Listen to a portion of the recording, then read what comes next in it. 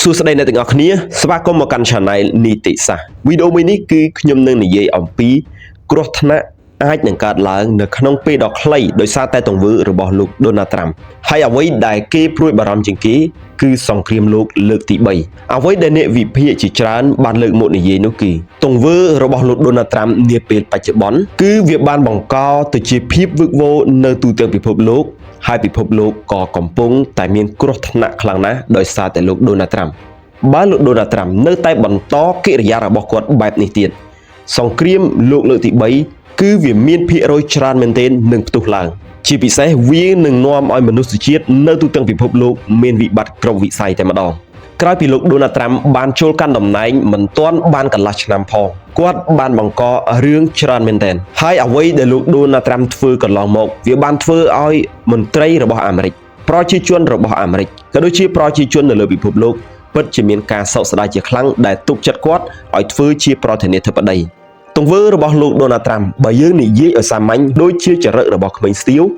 មើលទៅដូចជាគាត់នឹងគិតខ្លីមែនទែនចង់ប្រទេសណាទៅជាយ៉ាងណាក៏គាត់មិនខ្វល់ចង់ប្រជាជនអាមេរិកប្រជាជននៅលើពិភពលោកស្លាប់ឬរស់ក៏គាត់មិនខ្វល់ហើយទោះបីជាស្ថានភាពនៅលើពិភពលោកទៅជាយ៉ាងណាក៏គាត់មិនខ្វល់គាត់ខ្វល់តែមួយប៉ុណ្ណោះគឺអាមេរិកដោយគាត់ភ្លេចគិតថាបើសិនជាគាត់ទុកអាមេរិកសំខាន់ជាងគេដោយមិនខ្វល់ពីអ្វីទាំងអស់ហើយអាមេរិកនឹងឈរនៅតែឯងប្រកាសណាស់អាមេរិកនឹងពិបាកវាដូចជាដើមឈើមួយដើមដែលដុះធំនៅតែឯងប៉ុន្តែมันមានស្មៅប៉ុន្តែវាមិនមានដើមឈើដែលនៅជិតនោះប្រកាសណាស់ដើមឈើនោះប្រកាសជាដួលនៅក្នុងពេលខាងមុខដ៏ខ្លីខ្ញុំសូមបញ្ជាក់ទៅដល់អ្នកទាំងអស់គ្នាម្ដងទៀតថាទង្វើរបស់លោក Donald Trump ក្រោយពីការចូលកាន់តំណែងដែលមិនសមគឺពិតជាមានច្រើនមែនទែនទី1គឺការដំឡើងនៅថ្លៃពន្ធនាំចូលទៅអាមេរិកលោក Donald Trump បានសម្រេចដំឡើងថ្លៃពន្ធនាំចូលពីប្រទេសជាច្រើនទោះបីជាប្រទេសជាមិត្តឬមិនមែនជាមិត្តអាមេរិកក៏ដោយហើយនេះគឺជារឿងដែលទើបនឹងអនុម័តហើយក៏ជាដើមចមនាំឲ្យមានវិបត្តិពាណិជ្ជកម្មនៅទូទាំងពិភពលោកផងដែរការដំឡើងថ្លៃពន្ធនេះយើងអាចសន្និដ្ឋានបានថាវាគឺជាគោលបំណងតែមួយរបស់លោក Donald Trump ដែលចង់យកឈ្នះប្រទេសចិនតែប៉ុណ្ណោះប៉ុន្តែទង្វើនេះវាមិនបានប៉ះពាល់ទៅដល់ចិនតែមួយនោះទេវាបែរជាប៉ះពាល់ដល់ប្រទេសជាច្រើនដែលមិនដឹងអីហើយក្រោយពីការប្រកាសអំពីការដំឡើងថ្លៃពន្ធនាំចូលនេះបញ្ហាធំបំផុតដែលកើតឡើងនោះគឺទីផ្សារភាគហ៊ុននៅលើពិភពលោកមានការធ្លាក់ចុះជាខ្លាំងហើយក៏មានបញ្ហាជាច្រើនត្រូវបានកើតឡើងមាសឡើងថ្លៃកប់ពពកដែលមិនធ្លាប់មានតម្លៃទំនិញក៏មានការផ្លាស់ប្ដូរផងដែរអញ្ចឹងទាក់ទិនទៅនឹងការដំឡើងថ្លៃពន្ធនេះធ្វើត្បិតតែវាអាចនឹងនាំឲ្យមានប្រាក់ចំណូលទៅអាមេរិកកាន់តែច្រើនប៉ុន្តែវាពិតជាបានបង្កផលប៉ះពាល់ច្រើនមែនទែនទៅប្រទេសដែលជាដៃគូពាណិជ្ជកម្មជាមួយអាមេរិកហើយនៅពេលដែលប្រទេសនោះមានបញ្ហាប្រកបណាស់វាក៏អាចប៉ះពាល់ទៅដល់ការធ្វើពាណិជ្ជកម្មរបស់អាមេរិកផងដែររឿងទី2ដែលគាត់ធ្វើឲ្យត្រូវបានគេស្អប់មួយប្រទេសនោះគឺទាក់ទិនទៅនឹងការបញ្ឈប់ជំនួយនៅទូទាំងពិភពលោកក្រោយពីលោក Donald Trump បានបញ្ឈប់នៅក្នុងការផ្ដល់ជំនួយទៅឲ្យប្រទេសមួយចំនួនក៏បាននាំឲ្យមានផលប៉ះពាល់ច្រើនមែនទែនជាពិសេសត្រូវបានគេរកឃើញថាកំណើននៃមនុស្សស្លាប់បានកើនឡើងដោយសារតែគាត់ខ្វះនៅជំនួយអញ្ចឹងនេះគឺជារឿងមួយធ្វើឲ្យមានផលប៉ះពាល់ច្រើនមែនទែនទៅលើមនុស្សជាតិក៏ដូចជាប្រទេសមួយដែលធ្លាប់តែទទួលជំនួយពីសហរដ្ឋអាមេរិកហើយប្រទេសដែលធ្លាប់តែទទួលជំនួយពីអាមេរិកធ្លាប់តែគោរពអាមេរិកដោយសារតែទទួលបានការស្រឡាញ់ពីអាមេរិកបែរជាទៅស្អប់អាមេរិកវិញដោយសារតែអាមេរិកបានផ្ដាច់ជំនួយដែលធ្វើឲ្យពួកគេលែងមានអ្វីត្រូវគោរពអាមេរិកទៀតរឿងទី3ដែលគាត់បានធ្វើនោះគឺការបំពានសិទ្ធិមនុស្សអង្គការសិទ្ធិមនុស្សបានបង្ហាញថាអាណត្តិទី2របស់លោក Donald Trump គឺជាហានិភ័យធ្ងន់ធ្ងរមែនទែនចំពោះសិទ្ធិមនុស្សនៅសហរដ្ឋអាមេរិកក៏ដូចជានៅលើពិភពលោកដោយដែលខ្ញុំបាននិយាយពីដំបូងថាលោក Donald Trump មិនខ្វល់ទេពីប្រជាជនអាមេរិកប្រជាជននៅលើពិភពលោកខ្វល់តែមួយគឺអាមេរិកដូចនេះហើយបានជានាំឲ្យ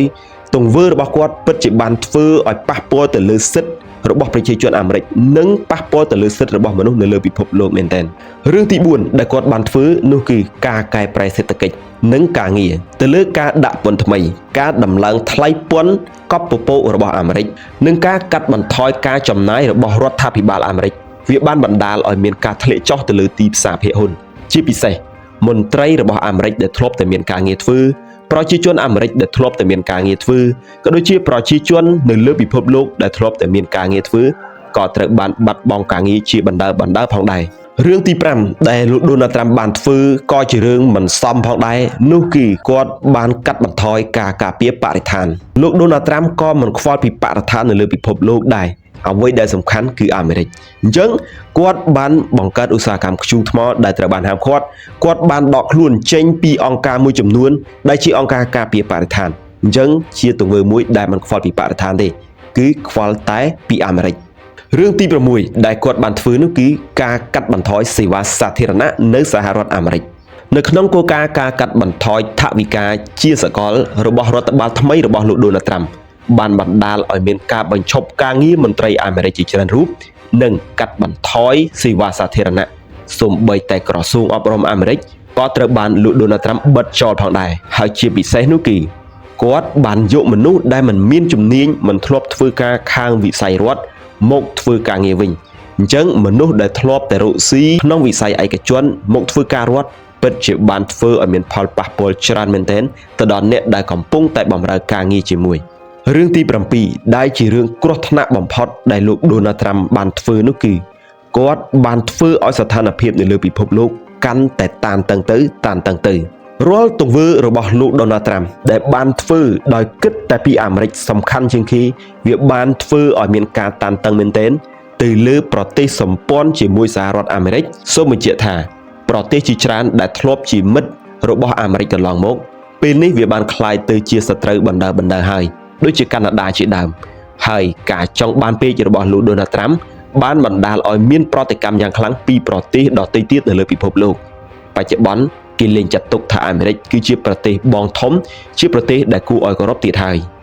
រាល់ទង្វើរបស់លោកដូណាល់ត្រាំក្នុងនាមជាប្រធានាធិបតីអាមេរិកគឺជាទង្វើដែលមិនសមជាប្រទេសមហាអំណាចមិនសមជាប្រទេសបិតាប្រជាធិបតេយ្យគឺជាទង្វើដ៏អសិលធម៌របស់ថ្នាក់ដឹកនាំរបស់ប្រទេសមួយដែលមិនខ្វល់ពីអ្វីទាំងអស់នៅលើពិភពលោកគឺខ្វល់តែពីចំណេញខ្វល់តែពីអាមេរិកអ្នកទាំងអស់គ្នាមានដឹងទេថាក្រោយពីលោកដូណាល់ត្រាំចូលកាន់តំណែងក្នុងអាណត្តិទី2នេះហើយក្រោយពីគាត់បានផ្ដាច់ជំនួយនិងបានធ្វើរឿងជាច្រើននៅខាងលើនេះគឺបានបណ្ដាលឲ្យប៉ះពាល់ខ្លាំងមែនទែនដល់ជីវិតមនុស្សជាតិនៅលើពិភពលោកហើយក៏បានបង្កឲ្យប្រជាជនអាមេរិកនិងប្រជាជននៅប្រទេសដទៃទៀត